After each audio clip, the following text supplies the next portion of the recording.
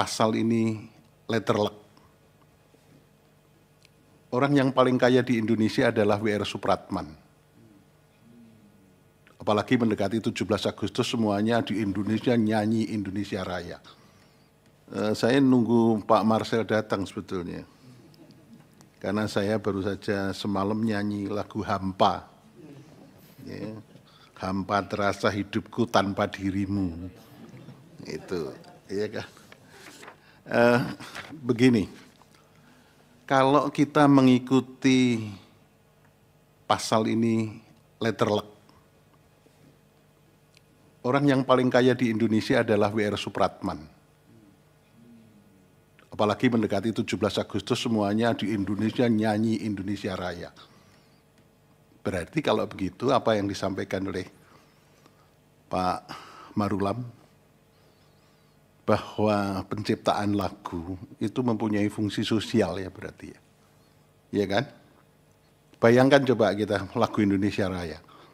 Ya, berapa tahun dinyanyikan oleh orang seluruh Indonesia, baik di tingkat PAUD sampai di tingkat lembaga negara. Itu kalau model penafsiran yang sekarang baru rame, itu ahli warisnya paling kaya sedunia itu. Ya kan?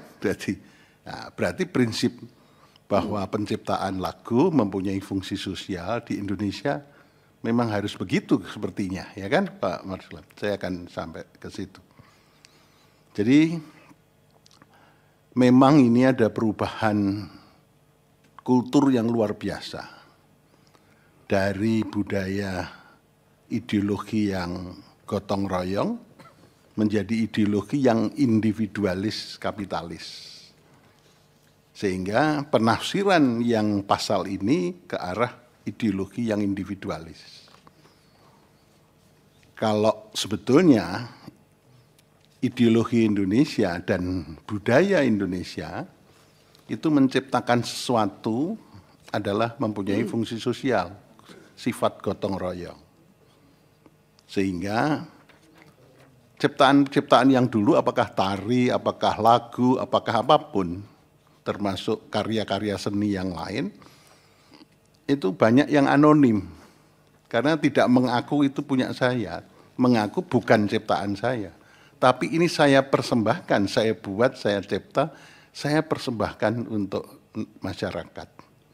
Sehingga dia pahalanya banyak, masuknya surga yang paling tinggi, tapi dia secara ekonomi enggak kaya. Itu prinsip sebetulnya yang di Indonesia. Saya mohon komentar dari Pak Hutauruk. Sebetulnya tadi hukum instrumen-instrumen internasional juga sebetulnya ada batasan-batasan itu kan. Nah ini untuk menjadi, karena apa? Sidang ini terbuka untuk umum dan diminati oleh banyak orang. Sekaligus kita harus bisa mendidik masyarakat bahwa penciptaan itu mempunyai fungsi sosial. Nah, dalam hal ini sehingga sengketa-sengketa mengenai hak cipta itu bisa diluruskan sebagaimana sebetulnya asli nilai-nilai asli Indonesia, gotong royong itu bisa diciptakan sebaik-baiknya. Bagaimana Pak Ahli? Untuk Pak Aris saya nggak tanya, karena apa? Itu tadi ada kode, ada sinyal. Saya pro bono jangan ditanya loh ya, gitu. Tapi kalau Pak Marsilan meskipun Pak ya pro bono, tapi kan nggak ngasih kode itu, jadi saya tanya. Ya kalau Pak Aris saya nggak tanya, karena sudah ada kode itu tadi. Saya pro bono kok nanti ditanya susah-susah gitu kan, makanya saya nggak tanya. Terima kasih, saya kembalikan ke Pak Ketua. Baik, terima kasih Prof. Yang mulia Pak Daniel, silakan. Baik, terima kasih Yang Mulia Ketua. Terima kasih untuk ahli dan saksi. Ini saya khusus ke Pak Marulam ya. Bukan karena Pak Aris Prodeo Pro Bono ini. Ini dalam keterangan tertulis di halaman 5, ini terkait menyanyikan lagu orang lain dalam bentuk apresiasi dan seterusnya. Ini juga tadi disampaikan Yang Mulia Prof. ini, kalau lagu-lagu asing dinyanyikan di Indonesia, ya. Nah, bagaimana kalau ini dinyanyikan di luar negeri? Ya.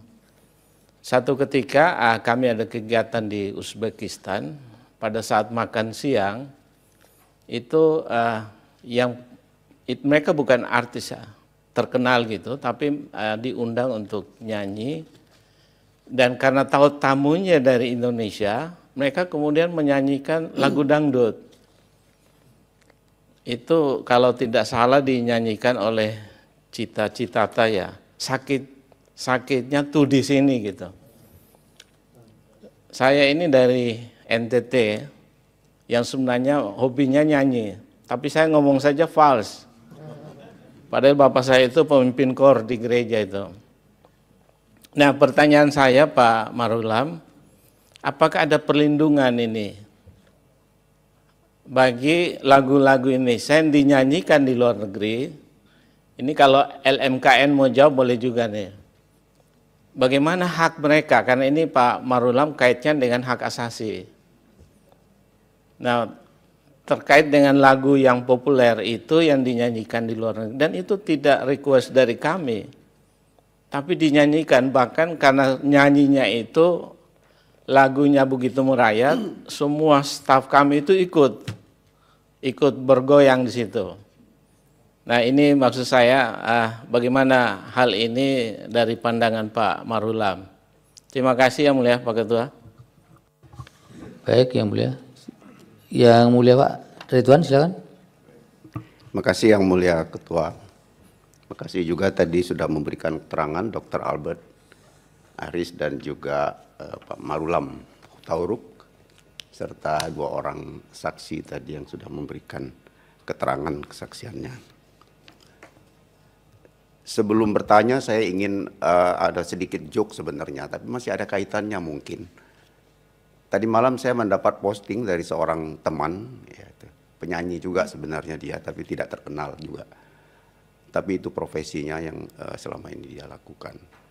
Dia ini isi videonya tuh begini. Coba tebak, katanya, ini ada 2 ekor burung katanya. 2 ekor burung, harganya nanti saya kasih tahu, dia bilang gitu kan. Yang bernyanyi pasti lebih, kalau suaranya merdu pasti jauh lebih bagus, lebih mahal gitu. Dia tunjuk ini ada 2 ekor, yang satu bunyi, diginikan dia bunyi, nyanyinya bagus sekali. Kamu tahu berapa harganya?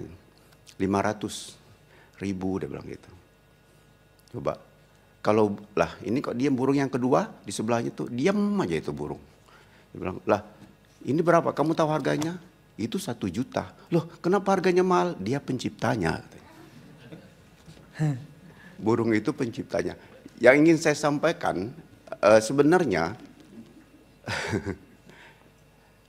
di haki, terutama copyright yang khusus lagi, yang performance right, ini kan sebenarnya sudah sangat jelas apabila hak-hak yang ada itu mendasar itu dipatuhi dan tidak bertentangan dengan undang-undang dasar, artinya dianggap begitu dalam permohonan ini. Nah, dia punya copyright, dia sebagai exclusive right, dia juga ada performing right yang secara khusus, dia juga dipagari oleh moral right.